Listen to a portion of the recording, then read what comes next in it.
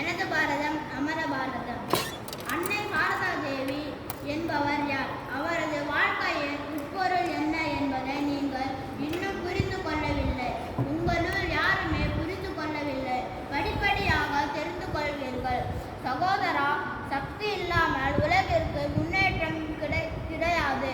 நமது நாடு அனைத்து நாடுகளிலும் கடைசியிலும் இருப்பது ஏன்? பணமிழந்து கிடைப்பது ஏன்? நம் நாட்டில் சக்தி அவமதிக்கப்படுவதுதான் காரணம். இந்தியாவில் அந்த மகா சக்தியை மீண்டும் உயிர் பெற செய்வதற்கு அன்னை தோன்றியுள்ளார். அவரை ஆதாரமாக கொண்டு மீண்டும் கார்த்திகளும் மைத்ரேயிகளும் உலகில் தோன்றுவார்கள். சகோதரா, தெரிகிறதா? படிப்படியாக எல்லாம் தெரிந்து கொள்வீர்கள்.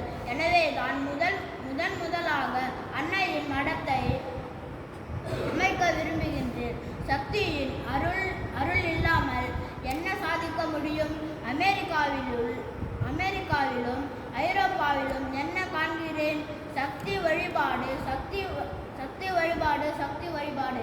ஆனால் இவர்கள் தெரியாமல் வழிபடுகின்றனர். அதாவது காமத்தின் மூலம் அதை செய்கின்றனர்.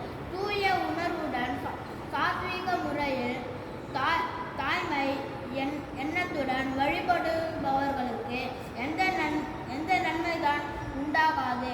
என் கண்கள் திறக்கின்றன.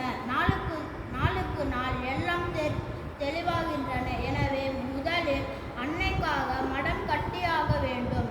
முதலில் அன்னையின்